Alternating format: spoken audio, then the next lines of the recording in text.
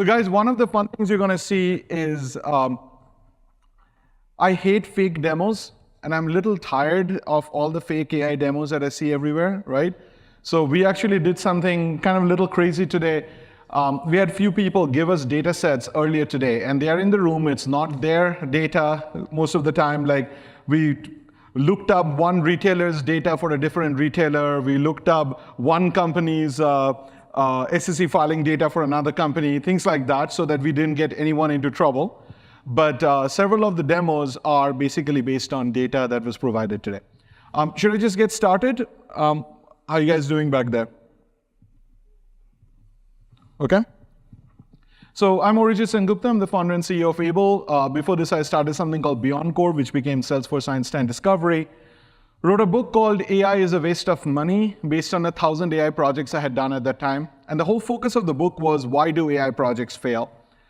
Ended up teaching a course, the first AI course in the MBA program at the Harvard Business School. So a bit of a recovering nerd. And you guys don't know about Aible, many of you, but some of the largest companies in the world use Aible right now. Our key focus, and we're going to show you how we do this in a minute, our key focus has been that if only 10% of generative AI projects are succeeding, and that's according to Gartner, and it's taking 8 months, and it's taking 2 mil to 16 mil, this makes absolutely no sense, right? This is not a sustainable business model. Of course, you're going to have a problem, especially if AI is going to be that pervasive. So we focused on how do we get these projects done extremely quickly at a much lower cost. It says less than 500K, and note the lesser than sign.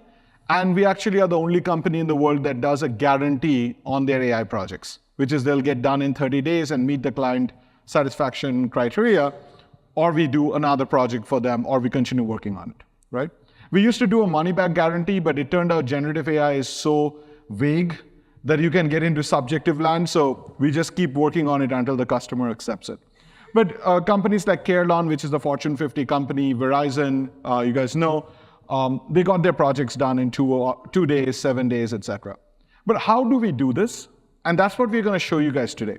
Our basic premise is, whatever be your data, structured, unstructured, semi-structured data, you should be able to very quickly go in and extract value from that data using generative AI. And you'll have to use different techniques depending on what your data set is like. But again, the user should not have to worry about it. The system should figure it out for them, right? And we're going to do several of these live. My co-founder is back there. He also co-taught that same course at the Harvard Business School with me.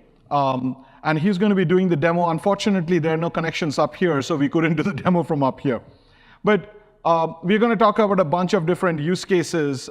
These are some of the kinds of use cases we typically do. Jonathan, you want to take over the demo? Yeah, so yesterday we were out pretty late. How many of you were drinking last night? Okay, and everybody's enjoying the heat here? So imagine I want to go in and ask a question saying, hey, what should I be worried about if my employees have been drinking last night? I'm worried about the heat stress. Jonathan, are you able to take back over? I'm done with the slides. Yep, sorry. Okay.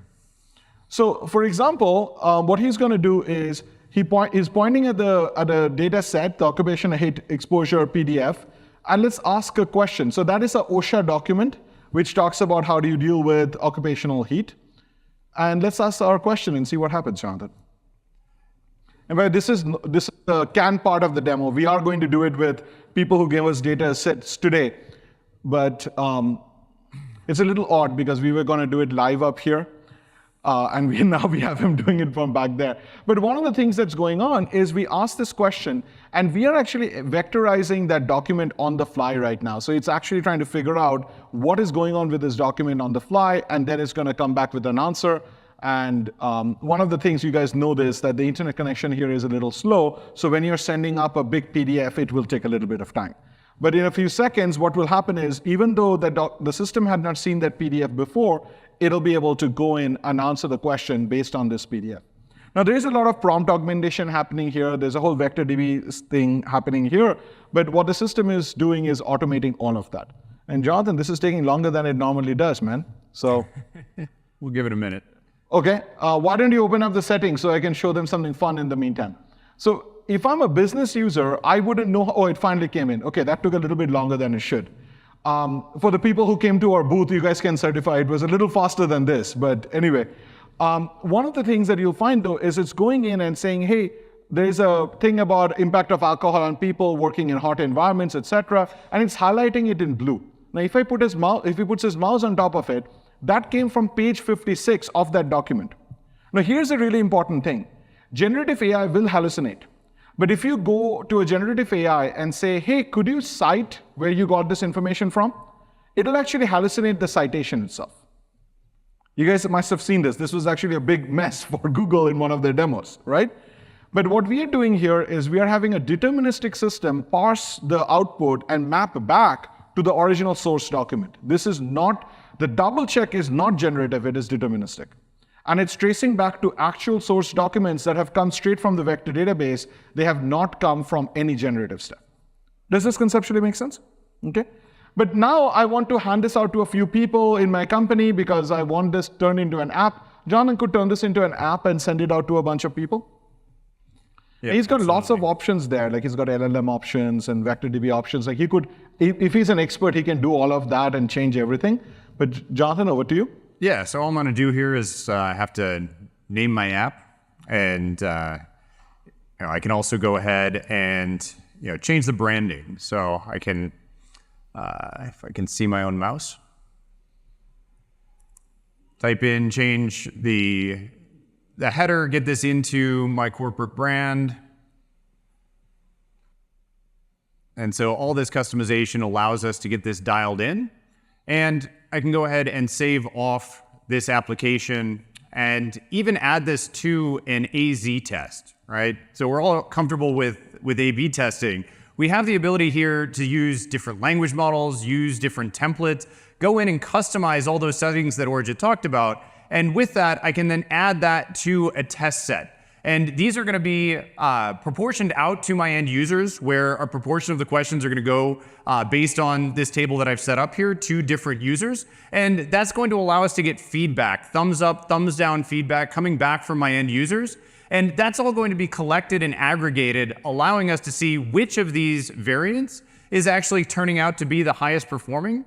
And that allows us to go in and take a look at the different applications, go in, analyze the different tests we're running, and those tests are going to come back and show us, do we have certain variants that we need to get rid of, right? They're just underperforming, they're not doing well. Which of the variants do we have that are performing well?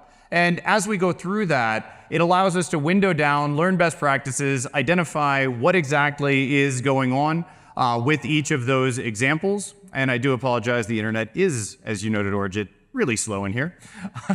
But this is going to allow us to rapidly iterate, because the key is, right, we're going to get several prototypes up and running like you saw in a matter of minutes. Rather than trying to focus on perfect, we are really focusing on how do we get the best version to come out.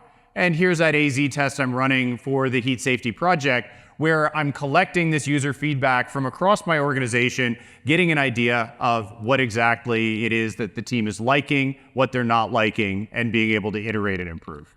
And for the people who were in the booth with us earlier today, you saw that if you change from model to model, or you change model settings, things that work really well would suddenly start breaking, right? Something that Gemini 1 does badly with, Gemini 1.5 will do well. This is not a very simple kind of a thing. You got to try different variants, try different cost structures, because when I go from GPT 3.5 to GPT 4, the cost went up quite a bit, right? So you got to try what is the end user's preference, what is the cost, what is the speed, and try different variants very, very quickly. Jonathan, should we just go in and take a data set and just walk them through, like, what if I just want to ask a question and I don't know where my data is, I don't know what PDF to upload? Could you start from just and ask a question? Yeah, absolutely. So, here I'm going to be in the anything mode. I like a detailed tone. That's just my personal preference. We have different response types that we can get here.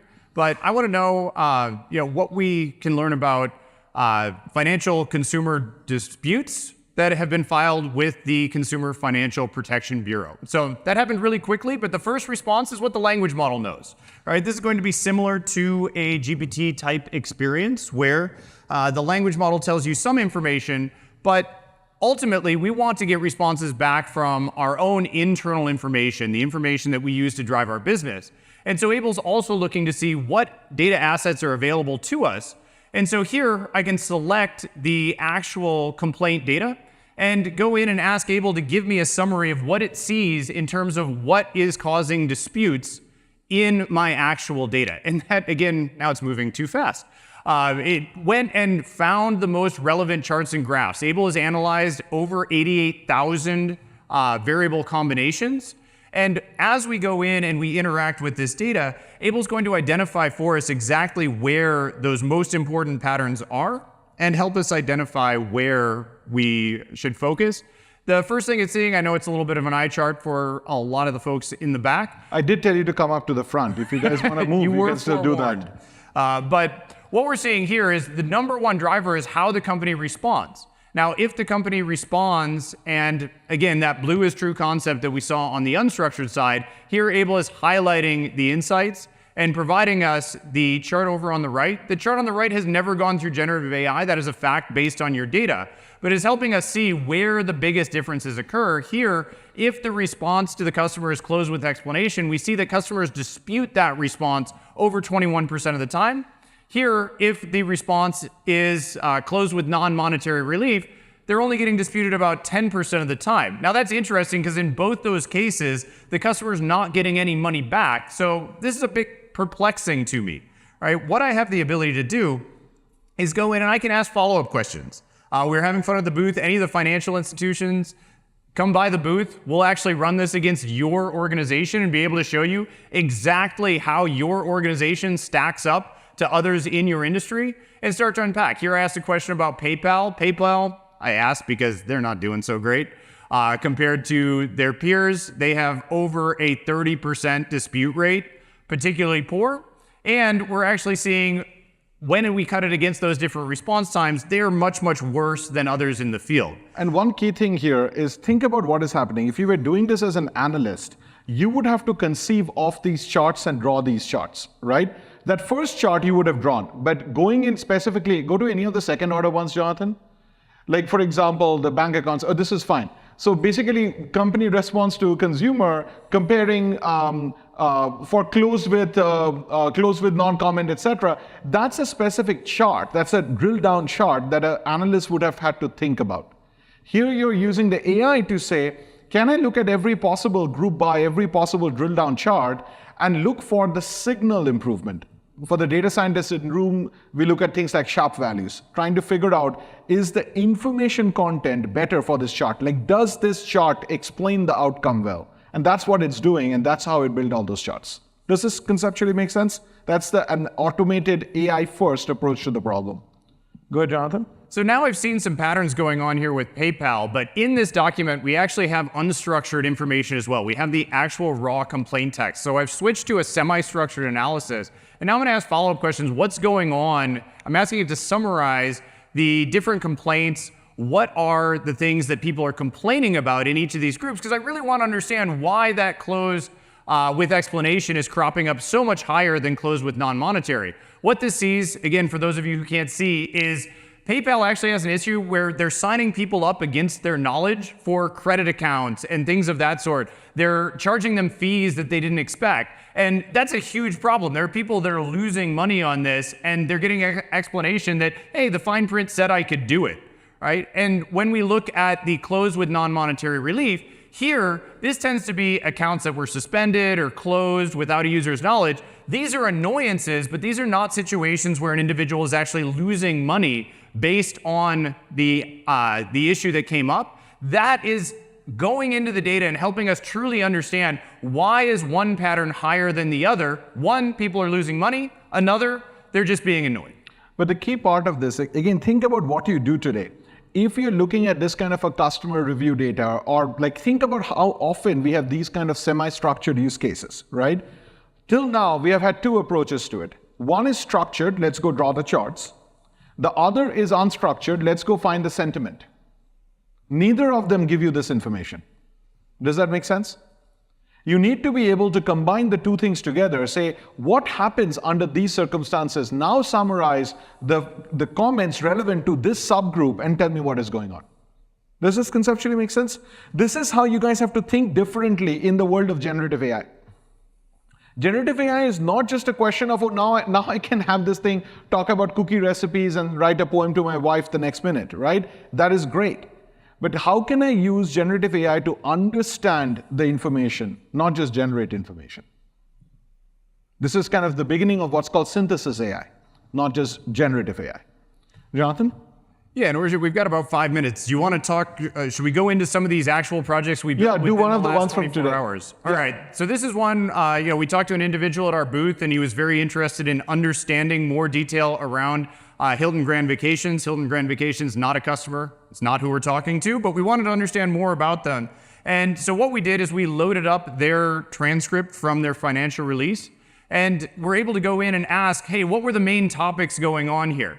And interestingly, going over the financial results, there was a major acquisition that they made, Blue Green, right? And we could continue down the path as soon as we loaded this up, asking further questions around Blue Green, the Blue Green acquisition, and telling us exactly what the strategic implications were, what were the revenue gains from picking that up, when was it transacted. All of that detail immediately available at our fingertips from a document that was 30, 40, 50 pages long, getting those instant answers to the detail behind this. And I think we have the individual who we did this for in the room. If you want to raise your hand, you don't have to say who you are. I'm just checking because there are too many people. All right, we've got another one. He's got a different one. He had a financial statement he said to me, so hopefully, oh, this is Target, okay. We did this for a different retailer, not Target. They came to our booth, and I know she's here, so you can proceed with this, Jonathan. Yep, absolutely. Sorry, we did too many of these. We'll try to run through them. I'm down to 3 minutes now. So here, major retailer interested in looking at, some of the competitive landscape. Here we can go in and look at, what was Target doing? What were some of the issues they were facing? Go in and, identify details around financial strength. And again, all of these took us under a minute, which again, you can ask the folks we did these for. None of these took more than a minute to develop. We had not talked about any of these projects within the last 24 hours. Would you feel comfortable confirming that without telling them who you work for? You can hide your badge and say that. So, okay, those are near her, she said, we did get it from her today and we did not cheat on this. Continue. We got another one. Next one. So here's one where, travel group was interested in travel trends, being able to break down what exactly was going on in the industry. And so here we can go in and take a look at the analysis on different travel trends, identify the significant changes that have happened in travel recently, and also ask follow-up questions like what's unique to international travelers, and go ahead and nail that one down. And the key thing here is that every one of these things were done in a matter of minutes. And that's the mental mindset I want you guys to start having, right? Instead of creating a list of 100 use cases, can you create an environment where business users can just start loading up data or pointing at data curated by IT and start asking questions? Asking questions of structured data, unstructured data, semi-structured data. And every time Jonathan was doing this, he was not actually putting any controls. Jonathan, could you pop up the settings and change some of the use cases so that people can see the system does it all? So if you go into the advanced mode and go over to analytics, for example, you'll have to scroll down a little so they can see. The prompt augmentation changes, or if it changes from Gemini to GPT-4, it changes. Your users should not need to know any of this stuff. They should not know this stuff. What they should know about is, I want to ask this question. Here is a set of documents that might have information relevant to this question. That's it. And then they say, I like it, I don't like it. Unless you make AI that simple and the ability to work on enterprise data that simple, you cannot succeed with these kind of projects. And based on this, we actually moved to a very different model. We used to just have a software as a service licensing model. What we kept finding was our customers actually need us to go in and solve real problems for them. So we have a way for them to choose a use case. Within 30 days, we guarantee deliver that use case, and then they get licenses for all users to use it for a year. So it's a very different model. It's not a per user model. It's not a consumption-based model. It is, let's create some value for you, and then you pay us when we create value for you model. We probably have time for one question. Any questions from anyone? And I don't know whether we hit your data set. My apologies for that. We'll definitely pull it up, or we can go through it at the booth live if you'd like. Sorry. And Too anybody many just of them. but anybody bring a data set to the booth if you guys would like to try this out for yourself. Yes, go ahead, please. So we have a site called chatable.com, which is for individuals. That's the software as a service license. And there the data does hit our system. The enterprise one never hit our system. It runs in the customer's cloud. Thank you, everyone. Really appreciate the chance to speak with you.